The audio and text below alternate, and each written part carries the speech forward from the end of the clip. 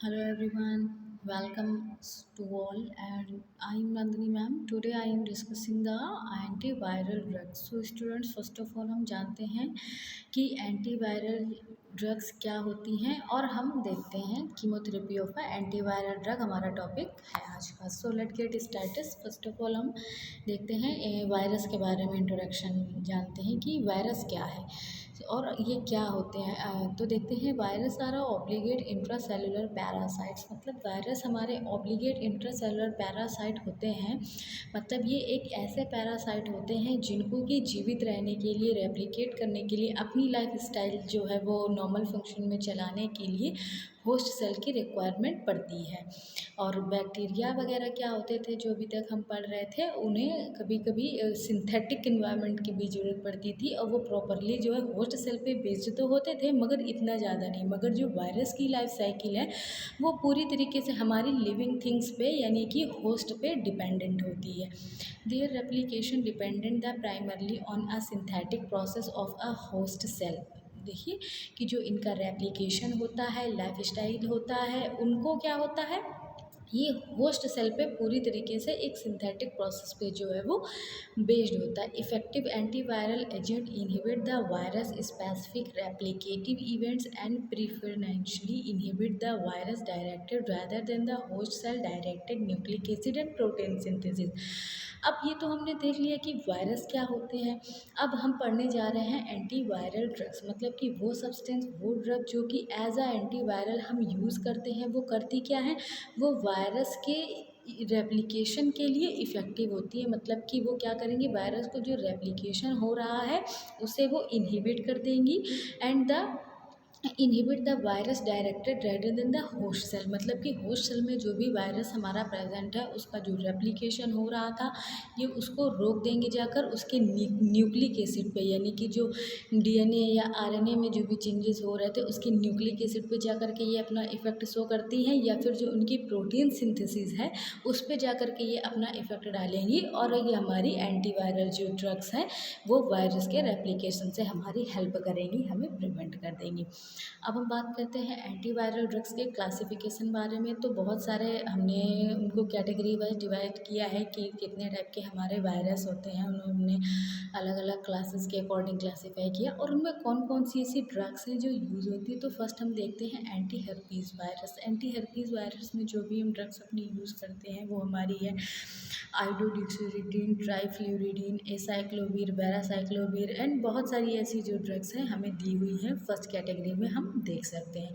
इसके बाद हमारी आती है anti influenza virus. Anti influenza virus में एमेंटाडिन ड्रग आ गई, रिमेंटाडिन ड्रग आ गई, ज़ैमामिविर ड्रग्स। ये ड्रग हमारी जब हमें इन्फ्लुएंजा वायरस का इन्फेक्शन होता है तब हम इन ड्रग्स को लेते हैं। और उसी जगह अगर हमें एंटी हेपेटाइटिस वायरस या नॉन सेलेक्टिव एंटीवायरल अगर ऐसा कोई इन्फेक्शन हुआ तो उसे ट्रीट करने के लिए उसमें हमारी दो तरीके से ड्रग यूज़ होती है। एक हमारी प्राइमरली हेपेटाइटिस बी के लिए यूज़ होती है और एक हमारी प्राइमरली हेपेटाइटिस सी के लिए ड्रग यूज़ होती है।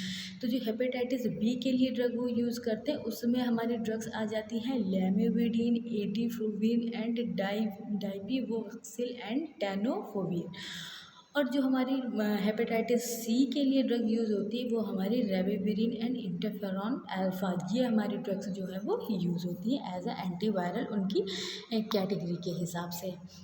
इसके अलावा सबसे ज़्यादा इम्पॉर्टेंट जो है और इसके बारे में हम आगे डिस्कस भी करेंगे, जो हमारा एंटी रेट्रोवायरस। मतलब रेट्रोवायरस के कारण जो भी डिजीज़ हमें इंड्यूस होती है तो उसमें जो हम अपनी एंटीवायरल ड्रग यूज़ करते हैं उन्हें बोलते हैं anti retrovirus drug.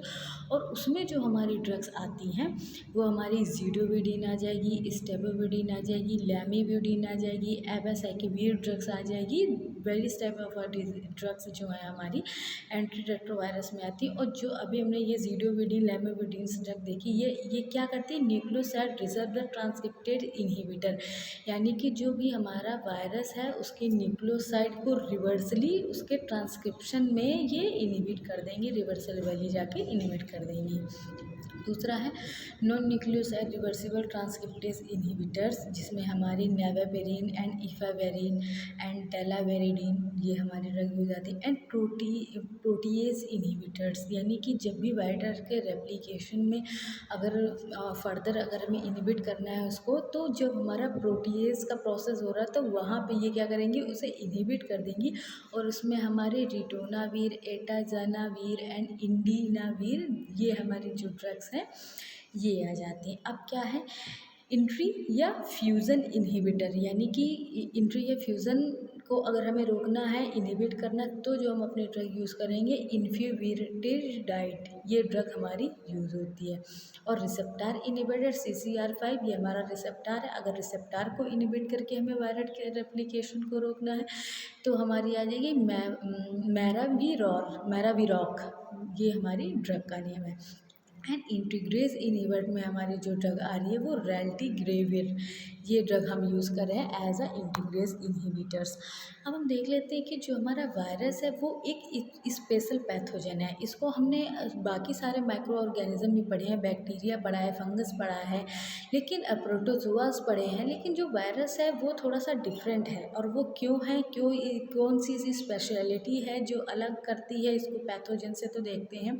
These are obligate intracellular parasite, मतलब कि ये एक इंट्रासेलुलर पैरासाइट होता है, यानी कि जो भी होस्ट सेल है उसकी सेल के अंदर जा करके ये जो है अपना घर बना लेता है या यूँ कहो कि अपनी ग्रोथ करता है। It can not be replicate its own, और ये रेप्लिकेट जो है वो स्वतः नहीं हो सकता, मतलब कि जो इसका रेप्लिकेशन है या लाइफ साइकिल है तो इसे बाहर से किसी होस्ट सेल की रिक्वायरमेंट ज़रूर पड़ती है, और ये अपने आप या किसी नॉन लिविंग थिंग पे ऐसे नहीं रह सकता है। तो इनको अपनी लाइफ साइकिल चलाने के लिए किसी न किसी होस्ट पे डिपेंड होना ही होना पड़ता है। Use of the host cell machinery to synthesise their protein and DNA, और जो हमारा होस्ट सेल होता है उसमें ये जा कर के अपना जो एक्शन है वो शो करते हैं, मतलब कि हमारी बॉडी की जो भी केमिकल्स या फार्माकोलॉजिकल एक्शन है वो ऑल्टर करने लगते हैं और हमारी बॉडी में डिजीज़ कॉज हो जाती है। तो ये क्या करते हैं, वो कैसे कि जो वायरस अपनी लाइफ स्टाइल को पूरा करने के लिए जब रेप्लिकेट करते हैं तो जो हमारे प्रोटीन की, DNA की, RNA की जो सिंथेसिस हो सकती है उसमें ये अपना इफ़ेक्ट आते हैं, मतलब कि ये रेप्लिकेट करते हैं और DNA RNA की सिंथेसिस में इफेक्ट देते हैं। Virus containing the envelope antigen in a nature, जो वायरस होता है वो एक एनवेलप कंटेन करता है, मतलब कि एक अपना एनवेलप बना लेता है और वो एंटीजेनिक नेचर का होता है कि वो एक तरीके से उसे प्रोटेक्शन प्रोवाइड करता है। Difficult to kill because they live inside the cell. अब क्या होता है कि कोई भी हम ऐसी एंटीवायरल ड्रग यूज़ करते हैं कि अगर हमें कोई भी मान लीजिए वायरल इन्फेक्शन है तो उसमें हम जो भी ड्रग यूज़ कर रहे हैं वो हमारी होस्ट सेल को भी नुकसान देगी। पिछले प्रीवियस टॉपिक्स में हमने ये देखा था कि कोई भी अगर हमारी बैक्टीरियोसिडल ड्रग हो या बैक्टीरियोस्टैटिक ड्रग हो, फंगिसिडल ड्रग हो या फंगिस्टैटिक ड्रग हो, वो हमें क्या करती थी, फार्माकोलॉजिकली अपना थेराप्यूटिक इफेक्ट देती थी, अपनी एफिकेसी शो करती थी, मगर वो ज़्यादा से ज़्यादा इफिकेसी शो करती थी, पोटेंसी शो करती थी और कम से कम टॉक्सिक इफेक्ट या फिर ना के बराबर हमें टॉक्सिक इफेक्ट देती थी।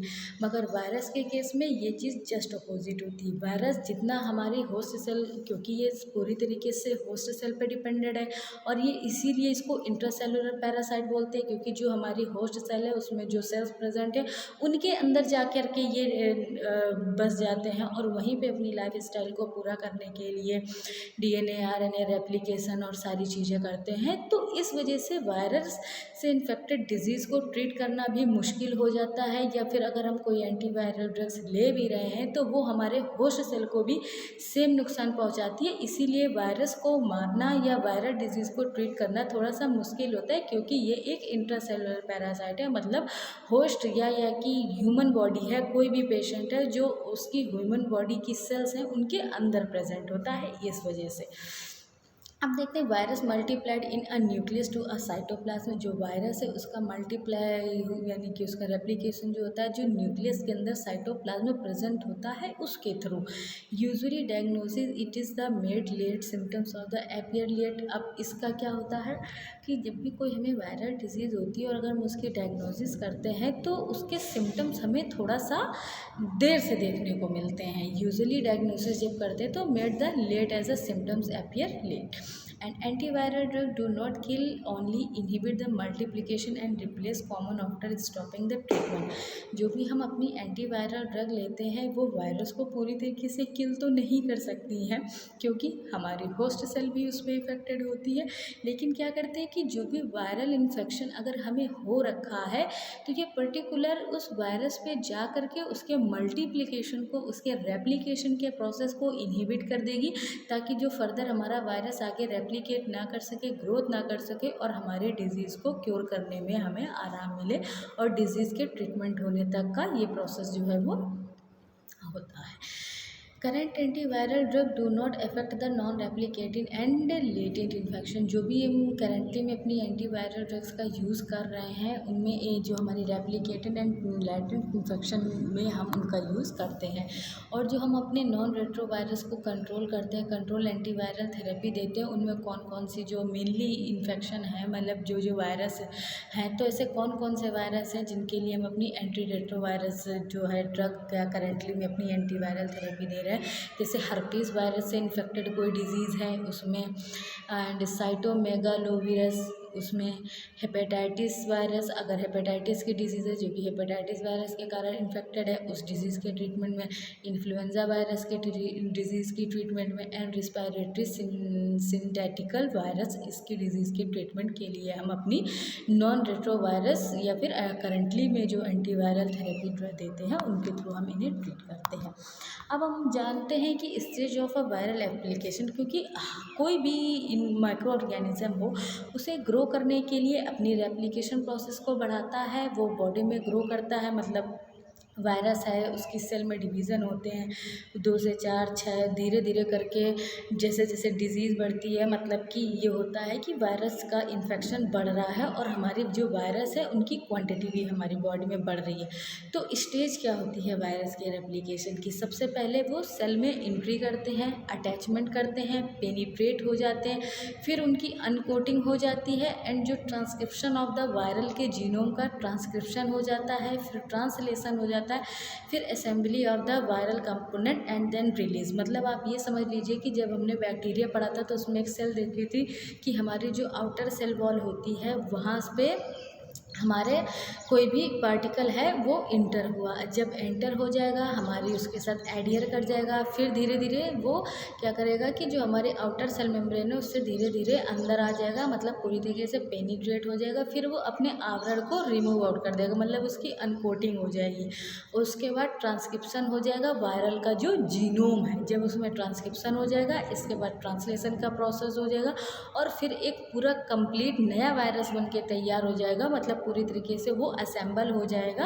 और तब जो हमारी वायरल सेल है, मतलब जो मदर वायरल सेल है, वो अपनी डॉटर वायरस को रिलीज़ कर देगी और इसी तरीके से हमारे रेप्लिकेशन का जो प्रोसेस है धीरे धीरे आगे बढ़ता है और वायरस की रेप्लिकेशन भी होती रहती है, ग्रोथ भी होती रहती है। So student, I hope you are understood well, and today I am discussing the antiviral drug and introduction of the viral and antiviral. So thank you class.